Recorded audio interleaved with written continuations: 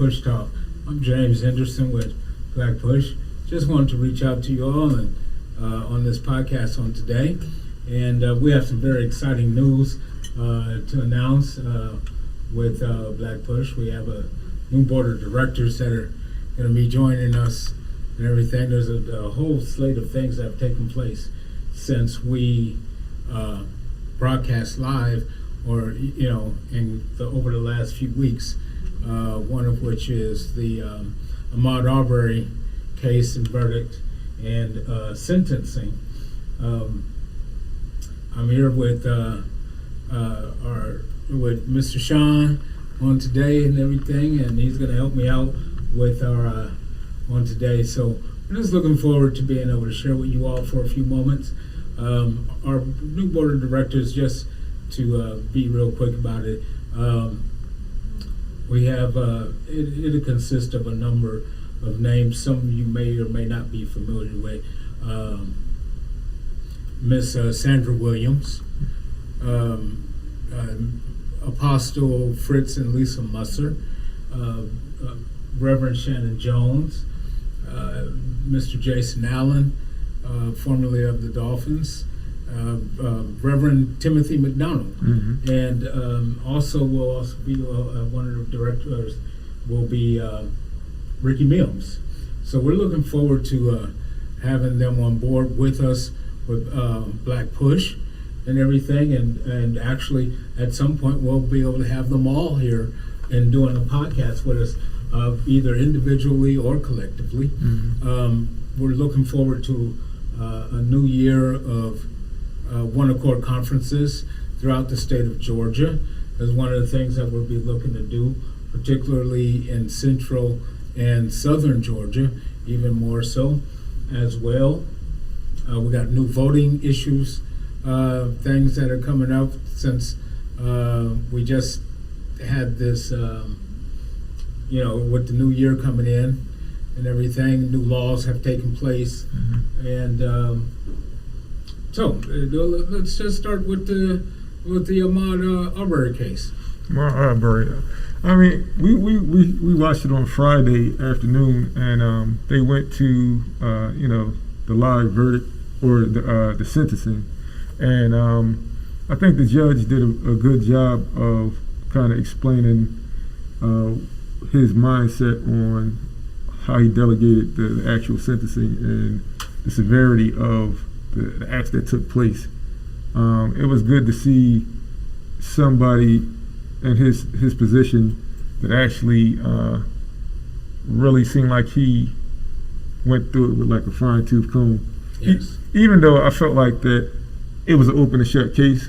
I mean, once you saw the facts, it was kind of one of those things like, I hope that we don't have a thing where like, here we go again. But from the beginning of the case, he seemed like he really was focused in, like laser focused in, on really having justice take place. Yes. Like he was able to differentiate against the facts versus the showmanship, if you will, of everything that was taken on with the media and the clergy, the showmanship of the attorneys, even particularly the defense. So what are your thoughts? What do you think? How do you think? What are your thoughts on? I mean, he gave out, I think it was 120 years without the possibility of parole. I mean, when you get 100 years, what was it? It was a life sentencing plus 20 years. Right. That's what it was. Life sentencing plus 20 years for the two men, and then it was for the son, right? The son and the father, I believe. Yeah. And then, well, no, the son got for the first count. Right. Which was it? I would say I get them all mixed up myself. Murder is murder is murder. Yes. And yes. how you decide to divide it up is whether you pulled the trigger or you were on the scene. Yeah. And Dad was on the scene. Yeah. But he didn't pull the trigger. Because he said that the guy that filmed it seemed to have a bit of remorse, or at least some type of contemplation on the acts that took place. Like, he knew that it was wrong, And I think, because of that, and then the fact that he said that he did give him a severe sentencing because he actually blocked Ahmaud off with his car, but he gave him a lesser sentencing because he contemplated like this isn't right, and had some type of remorse, kind of immediately when it took place. I think he took about, I think it was a minute of silence to kind of emphasize, what the length of time. Yes. And it was only a minute, but Ahmaud was running for 5 minutes straight. So it was kind of it was a long kind of like dialogue that he had before actually saying what the sentencing was, but at the same time, I think he kind of cleared up any doubts of the reasoning why he actually gave out the sentence he did, and I was glad to see that take place, even though it's never going to bring back Ahmaud Arbery. Once somebody's gone, it's nothing you can do to bring them back, but at least it's some sort of closure for the family, and I think that it was interesting. Another thing, the attorney for Ahmaud Arbery was asking that if any money had been donated or gained through the rights of like telling a story or any type of media coverage that gained any type of revenue by the people that committed the crimes, be given to the family of Ahmaud Arbery. And I was like, a lot of times you'll see these people that are almost made into heroes to a degree once they've committed these murders or something like that. Right. And I thought that it was a good thought to try to put that into place, even though the judge was saying that he couldn't just make an off the cuff judgment like that. Right. There needed to be more information given, but to kind of like plan ahead for that to possibly happen, because in the past it has. I think that was good for the lawyers of Ahmaud Arbery to put that into play. Yes. With that being said, brings about the thought of civil lawsuit against the three men, and if that's even in consideration. First, since it was brought up, I believe that, and I actually thought that the gentleman with the video camera who videoed, yes, he did stop and cut Mr. Arbery off. However, I think one of the things that had he produced the video on the onset, as opposed to almost 30 days later, then he might have gotten a lesser sentence. Right. To be perfectly honest, he might actually be a free man, despite the fact that he cut him off. However, we'll never know. Right. Now, the first two, the son, did they get what they was justice served? I think ultimately, yes. We saw the wheels of justice turning.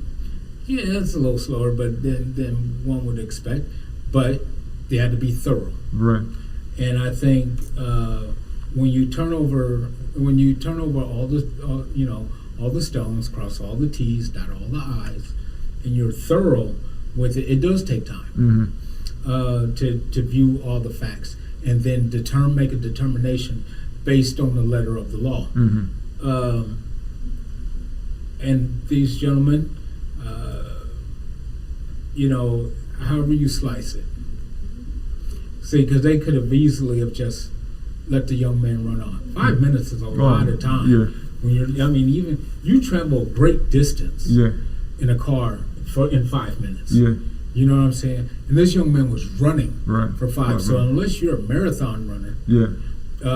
5 minutes of running is, Oh, you know, extreme long time. Is a Yeah. very long time particularly when you're running for your life. Yes. Much less running, you know, just to get the exercise and you're at a steady trot and so on and so forth without someone chasing after you in a vehicle, Yeah. Yeah. brandishing a weapon. Right. So these are the kind of things that that I think the judge was taking into consideration when he did that 1 minute display. Yeah. Yeah. That was a long period of time. Yeah. And for any of us who have ever done any exercise, ran track, football, sports related activities, 5 minutes It's extremely long time. is very, very long. Yeah. And, you know, so at the end of the day, I think, I believe justice was served. We saw a very, it was very unbiased from the judge. And I think that was one of the things that really impressed me. He set the tone at the beginning of the case with that, where the case in Wisconsin, or was it Minnesota? I think it was Wisconsin. Where the judge wasn't very, he showed his bias. Right. And, you know, so you see a difference in the distribution and interpretation of the law between the two different people, of course, and their interpretation of the law. Now, granted, you have two different cases, but the one thing that you did see that which this judge here in Georgia displayed was unbiased. Yeah. And you could see it, you could tell it, you could hear it in his voice. Where the other one, that was not the case. I pray that the Arbery family is able to, that over time, you know, that there is some sort of reconciliation for them, that they are overall pleased with the results. Although, like you mentioned before, they won't bring their son back. However, now speaking of the family, we heard their voices. They were able to speak as victims, the family. And do you have any thoughts on what any of them had to say at all? I didn't get a chance to actually see what they said. Okay. I can only imagine, you know, losing one of your children that way, and then having it put up for it to possibly not go the way it should. You know, a lot of times we view these cases and we're like, well, it's no way that this could be not guilty, you know. And then when the verdict comes out, and you're just like, it's almost like two deaths, you know, like when it's insult to injury when we all see what happened, and then justice is not served, but they want us to buy into the system of like, we should go to vote, we should wait till things go to court, and things of that nature. You know, for people that don't often get justice, you know, put in their direction, it's hard for people to buy into a system when you're thinking this is rigged from the beginning. Right. But the way this came out, I think it gives people a different mindset as far as like waiting for all the facts to come out and not just strictly jumping to the emotional side of things. At least this case, for one, gave us a glimmer of hope. Yes. You know, and belief that the system does work. And you know, things like this make it important for you to definitely to go out and vote beyond just the presidential election. That is correct. When they're talking about districts and you talk about these judges, a lot of times, even with myself, prior to having children, I really didn't care one way or another what voting was going on in my community, really. You know, you just kind of like, you had the mindset of like, it's going to be what it is, you know. But when you see a person, you see, and the stark contrast between the two cases, not that they're the same thing, but to have one judge be one way, and then you have another judge that seems the other way, it seems like almost like good versus evil to a degree. Yes. You know, so to have fair justice and then a biased justice, and that contrast, I think that just being able to see that so close together will help the importance of at least voting in your local election, even if you don't vote in the presidential election, which I wouldn't recommend, but you know what I mean, like you should vote. I think that having those two in contrast, it will put the picture and re-emphasize why it's important for people to go, you know, practice voting. Particularly in local elections. Yes. Because you're nominating, you're voting for judges. Yes. You're voting for DAs. You're voting for the sheriffs in your community and everything. And if you want to make a difference in your community, that's where it's going to start. Yeah. It's not going to be the presidential election because you know, yes, the Senate, the legislators and representatives, yes, they represent you as far, and your congressmen will represent you as far as the state level, the federal level is concerned. But locally, it is imperative that we learn who we have in our local districts, in our areas, serving us in our counties, that when we are to get out and vote, that we know who we're voting for. Yeah. So we'd have to be paying very close attention to that in the up and coming elections, because those are the ones that are going to impact you the most. Definitely. Okay, so let's see. I was going to say something in regards to, I lost my train of thought as far as the end of the Albury case. So we've both kind of agreed that justice was served. Yeah. Whether you thought it was lenient or too much, life sentence is life. Yeah. All them extra years plus 20, I mean, so on and so forth. Right. You know, it starts to become a moot point. Yeah. Especially when you already add that there's no possibility. Right. So we've seen some things. We've seen some justice served. I believe that it serves notice on those who choose to take the law into their own hands. Yeah.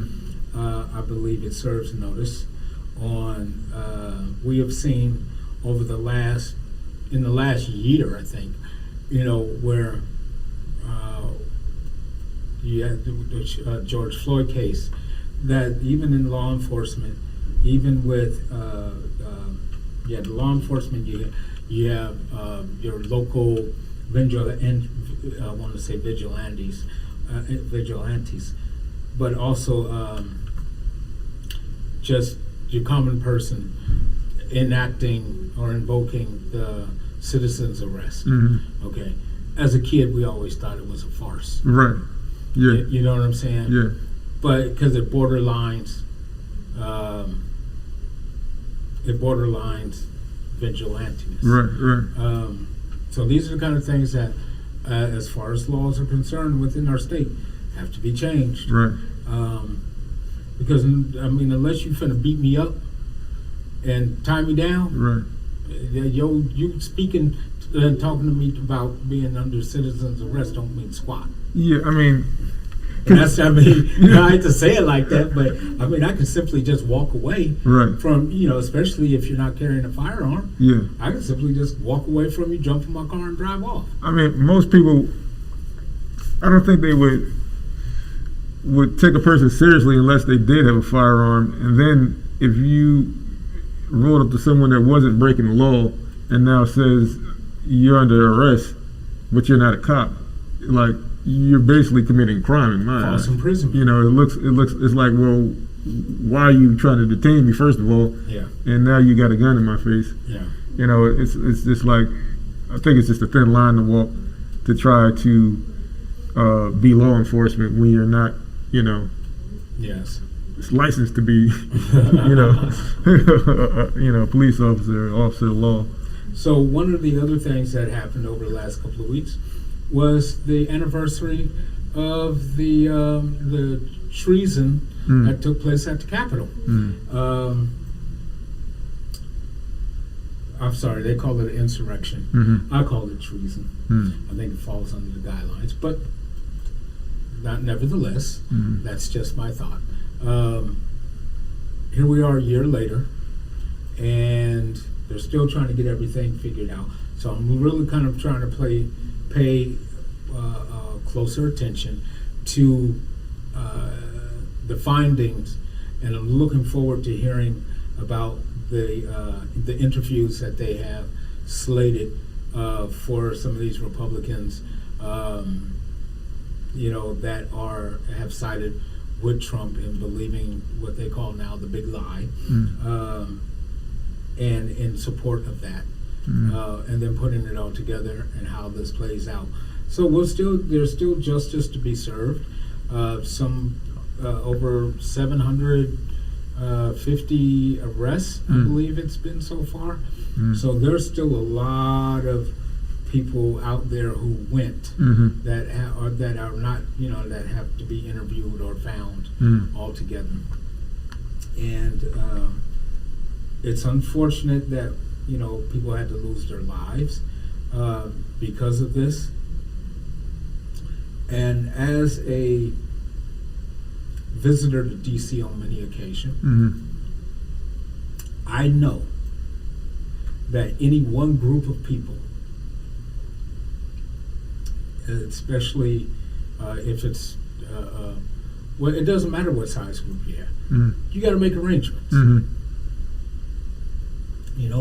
The police, and you got tags, and you got to call ahead, and this and the other thing. So there was a lot of things that took place that left a bunch of questions for me, knowing how to get into the Capitol and be able to walk around the rotunda and just be able to walk around the grounds and go up those stairs have to take place for you and your group to go in. And if the house is closed, you just don't get to go that day. Right. So for something like this to have taken place, call me a conspiracy theorist, but that's an inside job. You know what I'm saying? And I know, as many times as I've been to DC, you can't get, you can only get within a block without being in your vehicle, unless you have the correct right credentials to get into anywhere close to the property without armed police and security on the grounds of the Capitol and in and around the Capitol to prevent you from just pulling off an insurrection. So, with that being said, where were they?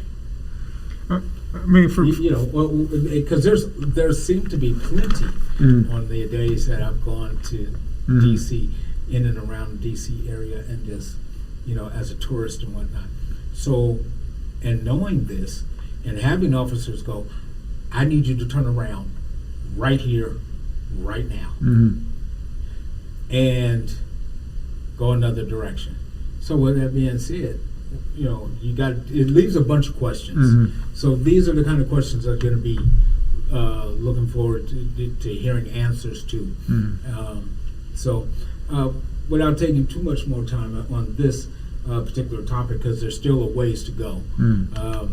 Do you have any thoughts on it? For me, it's funny because it's like, well, just the whole display, I think, put the country as a whole in a bad light. Just because in my mind, I didn't think it was even possible. So the sign of weakness that it showed for us as a country, as far as just security purposes alone, when the whole world is watching, it makes us look very vulnerable as a country on one level. Also, when you have someone sitting in office that pretty much did nothing to talk against it or stop it, and then you have other officials hiding under desks, and now you got people running anarchy all over, what are supposed to be sacred buildings in this country, and then you have people that were murdered.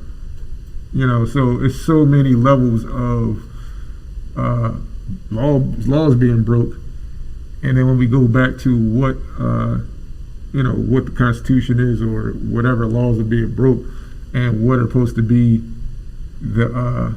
what's supposed to be the vertical in breaking these laws. I mean, if we just go there, then I think that the penalty should be very severe. Only problem is the amount of people that were there, tracking these people down, and then even the ones that they caught, and then you hear things like one of the guys being given a vegan diet while he's in prison. All right. And I'm just like, who does that? Most prisoners, hey man, you go eat this ham sandwich, or you not eating? I was like just kind of like amazed at the level of hospitality, almost shown in that instance. For breaking lesser laws, you get so many harsh treatments, yes. And then for this to happen at one of the most sacred buildings in the history of the country, I thought that it was really interesting to see. And then, since it's like a kind of ongoing trial, I'm wondering how far will they travel up the line to see how this was orchestrated. All right. So, it'll be interesting to see how things fall out, and how long will it take? Will it be 2030 before we actually get papers released, or will they not be released at all? All right. Those are just things that I have question marks about. So it's kind of like one of those things you just kind of you see the cliffhanger. I agree. One of the conversations I've had recently, since the anniversary, or during the anniversary of the insurrection, was dealing with the fact that when the topic came up is other countries. Mm-hmm. If you try this in other countries, they put you down mm-hmm. on the spot, regardless of why you're there, voting or otherwise, whatever your reason is.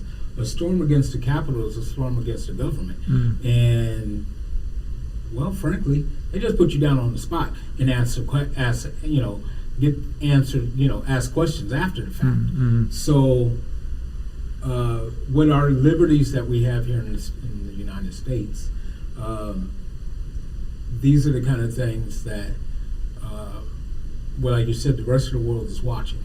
Particularly when the rest of the world is subject to put those insurrections like that down immediately. That would have lasted all of an hour, and then they would have just sorted out the bodies, and then that would have been the end of that.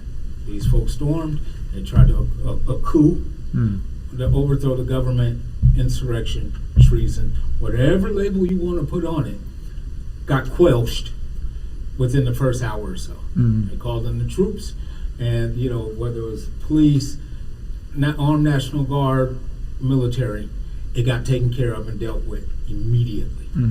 And so these are the kind of things that we have to take into consideration when we look at other countries, and then try to size ourselves up against these smaller countries and how they handle business. And we have all these liberties in our own country, and then we don't handle business as it should be handled. Now, that doesn't mean that you have to go and take all these lives, but at the same time, you can't point the finger, and then turn around and say, well, we're better, but then we're the better country, but then when it takes place in your country, you do absolutely nothing. So like you said, it's an ongoing thing, and So we're gonna be all, waiting to see what, how this shakes, how many apples fall off the tree when you hit it with a bat, and see what happens. So that's about all the time we have here with Push Talk on today.